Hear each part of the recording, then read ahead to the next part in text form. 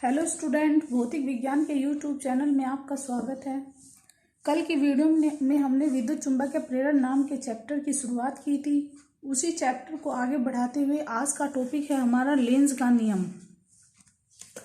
तो कल की वीडियो में हमने पढ़ा था कि जब एक चुंबक को कुंडली के पास में लाया जाता है तो उससे संबंधित बल रेखाओं में परिवर्तन हो जाता है, अर्थात चुंबकीय फ्लक्स में परिवर्तन हो जाता है।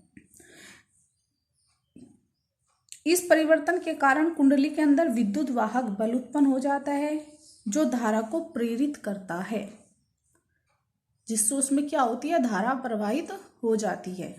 तो ये हमने कल पढ़ा था। और दूसरी बात पढ़ी थी हमने कि E is equal to minus के, क्या पढ़ा था हमने, E is equal to minus d∅b/dt, यानी कि जितनी तेजी से हम चुंबक को कुंडली के पास लेकर आते हैं उतनी तेजी से ही कुंडली में फ्लक्स परिवर्तन होगा, और जब कुंडली में फ्लक्स परिवर्तन तेजी से होगा तो जो हमारा विद्युत वाहक बल था वो भी क्या होगा, बढ़ेगा।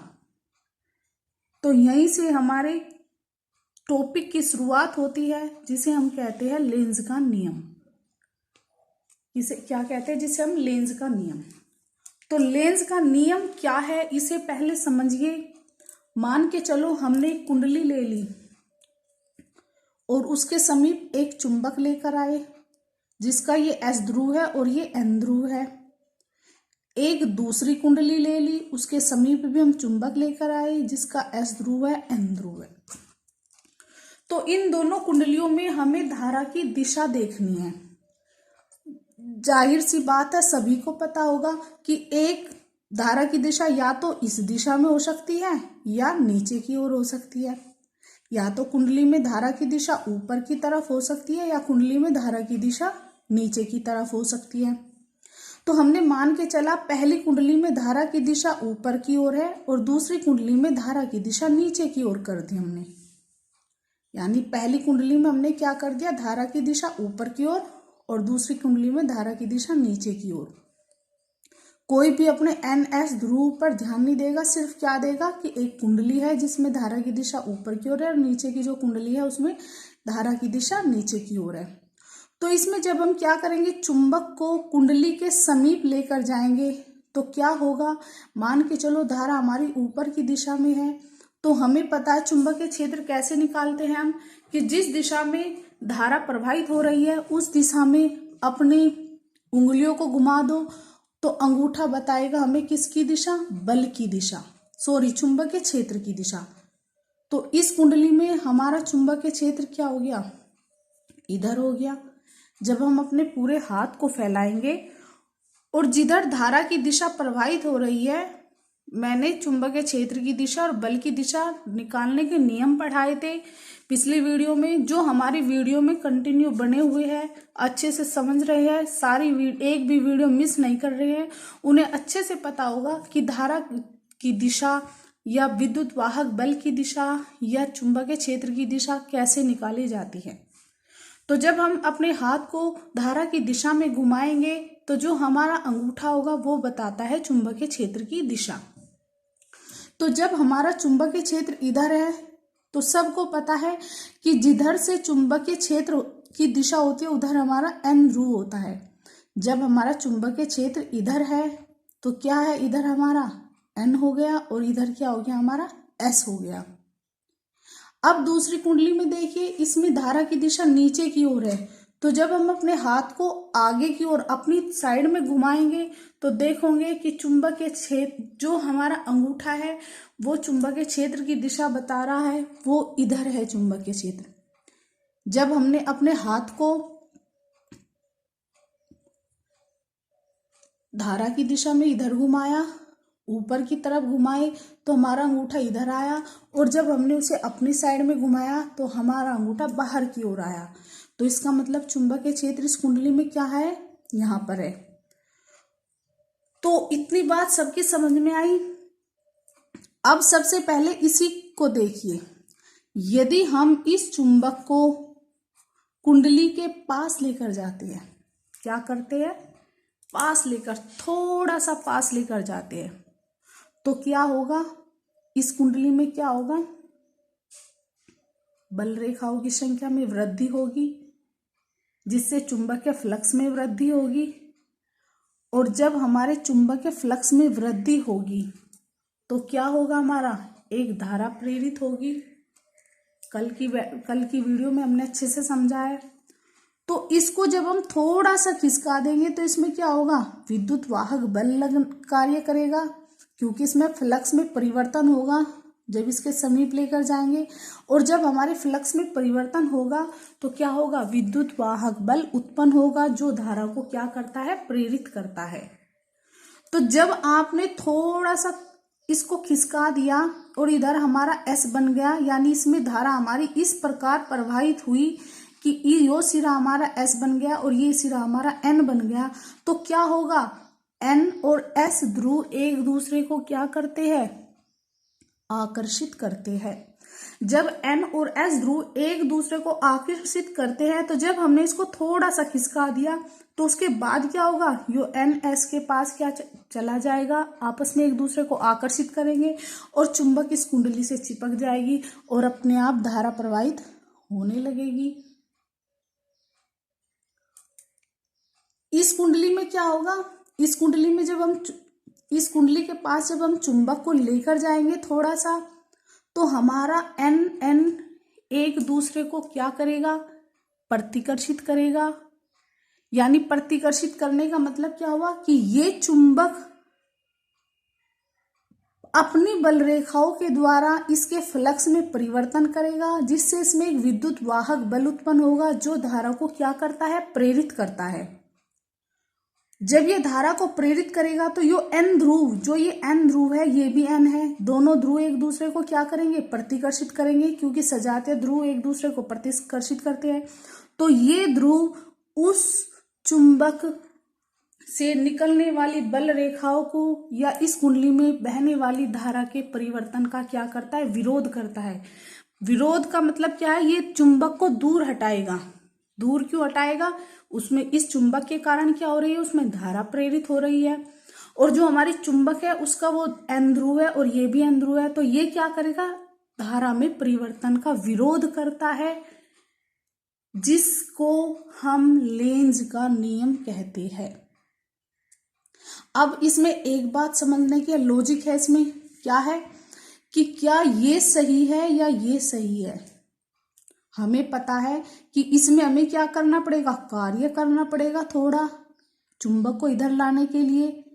यानी जब तक हम चुंबक को कुंडली के पास लेकर आते रहेंगे तो हमारी धारा में क्या होगा, विद्युत फ्लक्स में परिवर्तन होगा, हमारे विद्युत वाहक बल उत्पन्न होगा, जो धारा को प्रेरित करेगा। यानी इसमें क्या होगी, प्रेरित धारा उत्पन्न होगी। जैसे ही हम चुंबक को क्या कर देंगे, रोक देंगे, धारा क्या हो जाती है, हमारी बंद हो जाती है बहनी। लेकिन इसमें क्या है, जैसे हम चुंबक को थोड़ा सा कुंडली के समीप लेकर आए तो हमने देखा थोड़ी देर बाद क्या कर लेगा, ये S ध्रुव N को आकर्षित करेगा, दोनों के बीच आकर्षण होगा और कुंडली क्या हो जाएगी, चुंबक कुंडली पर जाकर क्या हो जाएगी, उस पर आकर्षित हो जाएगी, समीप हो जाएगी, चिपक जाएगी, जिससे स्वयं धारा प्रवाहित होने लगेगी। लेकिन जो कि क्या है, ये गलत है, क्योंकि ये ऊर्जा संरक्षण का नियम नहीं है। क्योंकि ऊर्जा संरक्षण का नियम क्या है कि ऊर्जा को एक रूप से दूसरे रूप में परिवर्तित किया जा सकता है, कार्य के द्वारा परिवर्तित किया जा सकता है, लेकिन ऐसा नहीं है कि बिना कार्य के क्या हो जाए, ऊर्जा अपने आप पैदा हो। ना तो ऊर्जा हमारी बिना कार्य के उत्पन्न होती है और ना ही क्या होती है, खत्म होती है, बल्कि उसके रूप को क्या किया जा सकता है, परिवर्तित किया जा सकता है। 11वीं में सबने पढ़ा, स्थितिज ऊर्जा और गतिज ऊर्जा वाला चैप्टर आया था, उसमें सबने अच्छे से पढ़ाया गति के चैप्टर में कि जो ऊर्जा संरक्षण का नियम है वो क्या बताता है, प्रकृति का नियम है कि ऊर्जा संरक्षण का नियम क्या बताता है कि ऊर्जा ना तो खत्म की जा सकती है और ना ही उत्पन्न की जा सकती है, बल्कि एक रूप से दूसरे रूप में बदली जा सकती है। और इसमें क्या हो रहा है, हमारा चुंबक चिपक जाएगा और अपने आप ही क्या होगी, धारा पहली शुरू हो जाएगी, जो कि क्या है, गलत है। समझाने का मेरा तात्पर्य क्या था, यही कि क्या हुआ इसमें, ये हमारा सही है कि क्या हुआ इसमें, जब हम चुंबक को कुंडली के पास लेकर जाते हैं तो जो उसमें धारा प्रवाहित हो रही है उस धारा के कारण चुंबकीय क्षेत्र की दिशा इस दिशा में है और इधर हमारा एन ध्रुव बन जाता है। और जब हमारा इधर एन ध्रुव बना तो ये एन ध्रुव इस एन ध्रुव को क्या करेगा, प्रतिकर्षित करेगा। तो इस कुंडली में धारा प्रवाहित करने के लिए हमें क्या करना पड़ेगा, चुंबक को कुंडली के पास लेकर जाना पड़ेगा, कार्य करना पड़ेगा। जब हम इसमें कार्य करेंगे तभी क्या होगा, धारा प्रेरित होगी। जैसे हम कार्य करना बंद कर देंगे, चुंबक को कुंडली के पास ले जाना बंद कर देंगे, छोड़ देंगे, तो क्या होगा, हमारी धारा प्रवाहित नहीं होगी। तो यही हमारा क्या है, लेंज का नियम है। इसमें बात क्या याद रखनी है, विरोध, यानी परिवर्तन का विरोध क्या कर रही है, इसमें क्या हो रहा है, परिवर्तन का विरोध कर रही है। तो वही क्या है, हमारा लेंज का नियम है। तो अपने टॉपिक पे आइए, लेंज का नियम में विद्युत चुंबकीय प्रेरण की प्रत्येक अवस्था में किसी परिपथ में प्रेरित विद्युत वाहक बल एवं प्रेरित विद्युत धारा की दिशा सदैव इस प्रकार होती है कि वह उस कारण का विरोध करती है जिसके कारण वह उत्पन्न हुई है। एक बार फिर से देखिए, कोई जल्दी नहीं है, कि जो हमारी विद्युत धारा की दिशा है, कैसी है विद्युत धारा की दिशा, इस प्रकार होती है कि वह उस कारण का विरोध करती है। विरोध मीन्स प्रतिकर्षण हुआ, ये ध्रुव क्या करेगा, चुंबक को दूर हटाएगा, धक्का देगा, यानी उस कारण का विरोध कर रहा है जिसके कारण हमारी क्या हो रही है, धारा उत्पन्न हो रही है। लेकिन इसमें क्या है, इसमें तो ये एक दूसरे को आकर्षित कर रहे हैं, तो ये क्या है हमारा गलत। तो ये हुआ हमारा लेंज का नियम, कि लेंज का नियम क्या कहलाता है, विद्युत वाहक बल एवं प्रेरित धारा की दिशा सदैव इस प्रकार होती है कि वह उस कारण का विरोध करता है जिसके कारण वह उत्पन्न हुई है। और जब मैंने कल की वीडियो में बताया था कि E = -d∅v/dt क्यों आया था, उसमें माइनस चिन्ह के बारे में बताया था कि ये लेंज के कारण आया। तो लेंज के कारण क्यों आया, क्योंकि उसमें परिवर्तन का विरोध हो रहा है, इसलिए क्या है, माइनस चिन्ह आया। इतनी बात समझ में आई। तो हमारा लेंज का नियम यही है, ये मैंने सिर्फ समझाने के लिए किया था ये सब। तो लेंज का नियम है कि विद्युत चुंबकीय प्रेरण की प्रत्येक अवस्था में किसी परिपथ में प्रेरित विद्युत वाहक बल एवं प्रेरित विद्युत धारा की दिशा सदैव इस प्रकार होती है कि वह उस कारण का विरोध करती है जिसके कारण वह उत्पन्न हुई है।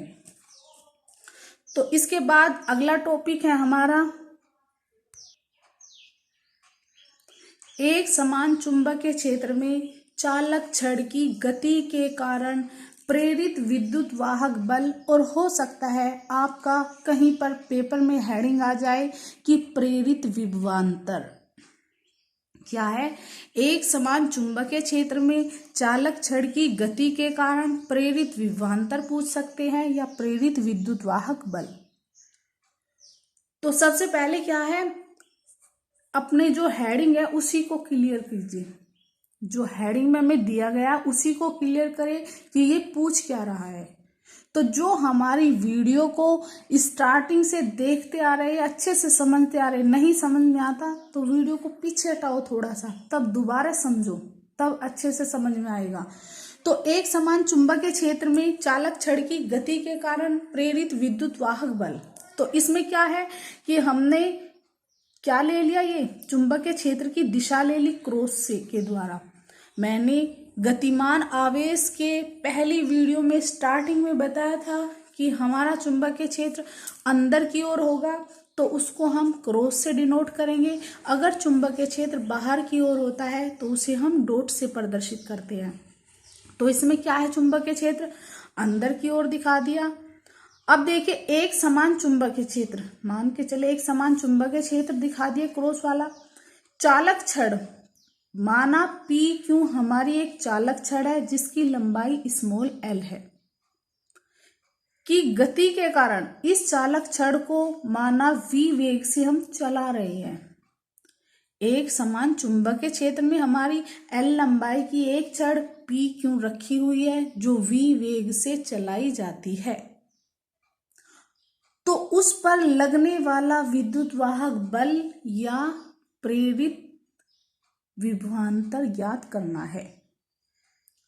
तो इसके लिए हमने अपनी गतिमान आवेश छठे चैप्टर में एक वीडियो पढ़ी थी, एक डेरिवेशन हल की थी कि चुंबकीय क्षेत्र में यदि चुंबकीय क्षेत्र में कोई आवेश v वेग से गतिशील है तो उस पर लगने वाला बल ज्ञात कीजिए।